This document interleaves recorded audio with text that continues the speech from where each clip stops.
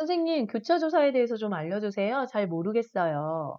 네. 이번 시간에는요, 교차 조사에 대해서 알아보는 시간을 갖겠습니다.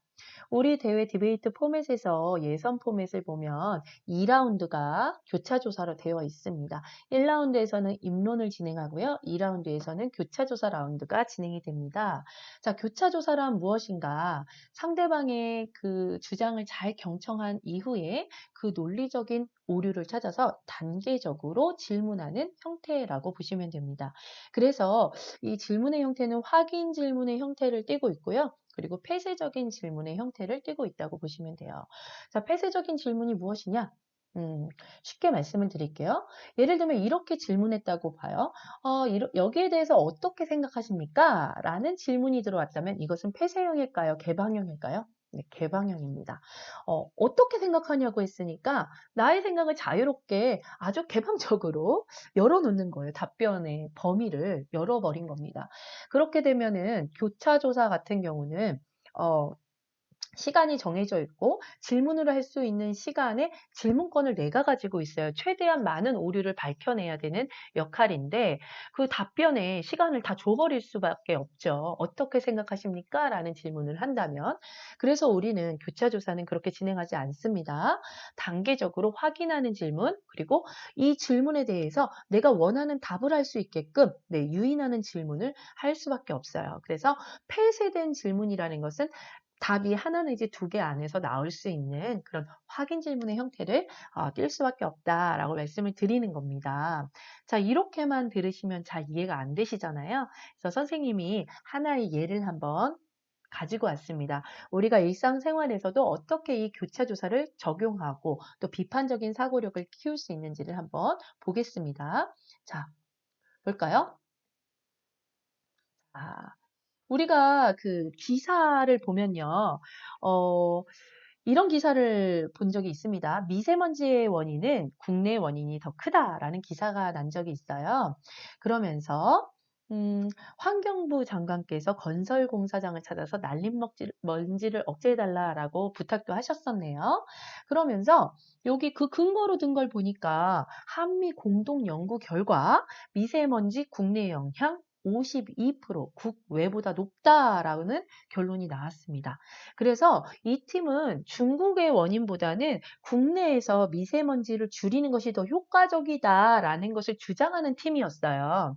그런데 여기에서의 큰 오류가 밝혀집니다. 이 팀에서 가지고 나온 이 자료는요, 봤더니, 어, 조사 기간이요, 5월 2일부터 6월 12일까지를 조사한 기간이었던 거예요.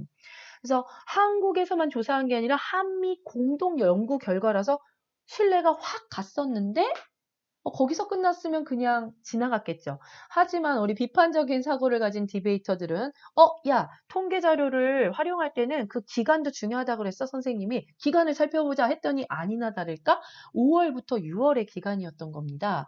그래서 이들은 자료를 찾아보기 시작합니다. 자, 대기 중에 미세먼지 및 초미세먼지의 월별 기준 초과 일수라는 자료를 딱 찾아봤더니 1월부터 4월까지가 가장 심한 거예요.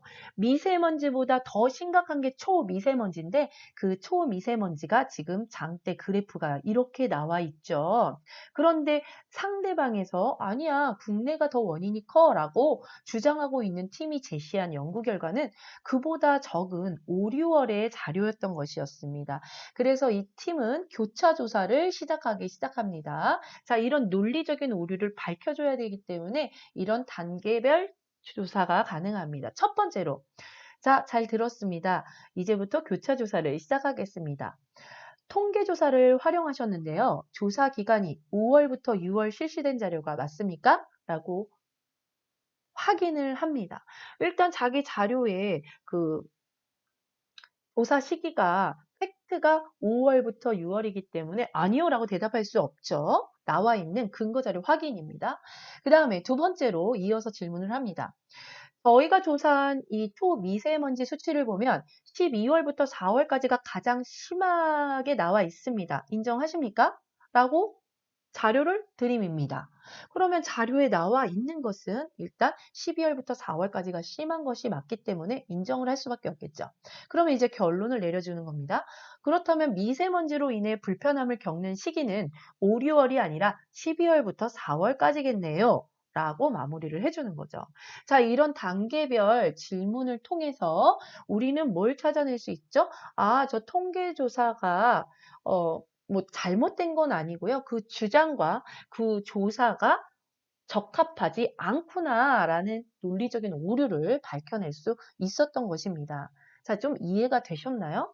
자, 그러면 이 통계 자료가 조금 힘들다면 우리 책에서 교차 조사를 한 내용을 한번 찾아보겠습니다. 자, 이 교차 조사를 한번 볼까요? 첫 번째, 이제는 교차 조사만 봐도 아, 얘네들이 어떤 주장을 하려고 했구나라는 거 눈치가 생겨야 돼요. 첫 번째, 주명이는 당시 초등학생이었습니다. 맞습니까? 자, 책 안의 내용을 확인하는 질문이었어요. 맞거든요. 네, 라는 대답이 나올 수밖에 없는 질문이죠. 자, 두 번째, 체육 시간에 초등학생들의 장난은 그보다 더 심한 경우가 있습니까? 네, 내가 물어봐요. 네, 주명이가 그 책 안에서 하고 있던 실수는 뭐냐면요. 장난을 쳐서 철봉에 매달려서 막 이렇게 있던 애들 장난을 쳐서 바닥으로 뚝 떨어뜨린 일이었어요. 그런데 그보다 더 심한 경우가 있죠? 네, 있습니다. 세 번째, 그렇다면 그 장난이 계속되는 게 문제겠네요.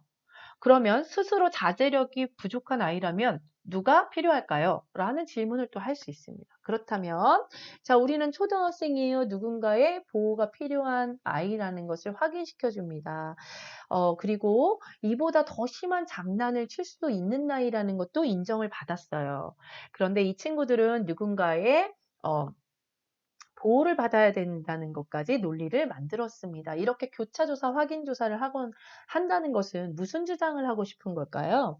네, 주명이는 초등학생이고 더 심한 장난을 칠 수 있으니까 오히려 주명이를 학부모나 교사 등 이렇게 다스릴 수 있는 사람들이 필요하다라는 것을 주장하고 싶었던 거겠죠. 그렇다면 상대방은 어떤 주장을 했길래 이런 교차조사를 했을까요?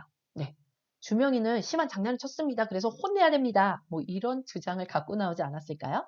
그래서 그런 주장에 대한 반박 질문으로 확인하는 단계별 질문을 만들어 보는 거죠. 그래서 우리가 지금 여기까지 한번 알아봤는데요. 교차조사라는 것은 상대방의 주장을 잘 듣고요. 거기에 대한 반박을 하기 전에 논리적 오류를 밝혀내는 조사다라고 생각하시면 돼요. 그래서 그런데 이것은 단계별로 이루어질수록 함정수사처럼요, 여러분들.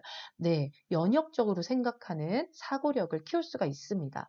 그래서 선생님이 전에도 얘기했죠. 교육 목표에 따라서 음, 그 포맷이 좀 다르다라고 했어요. 그래서 이번 대회에서 우리가 사용하는 포맷에는요, 교차 조사를 활용하고 있으니까 여러분들이 이런 방식으로 내가 반박하고자 하는 논리적 오류, 그 부분을 어떻게 질문으로 단계적으로 만들어 볼 것인가, 생각해 보면서 연습해 보시기 바랍니다. 네, 그럼 여기까지 할게요.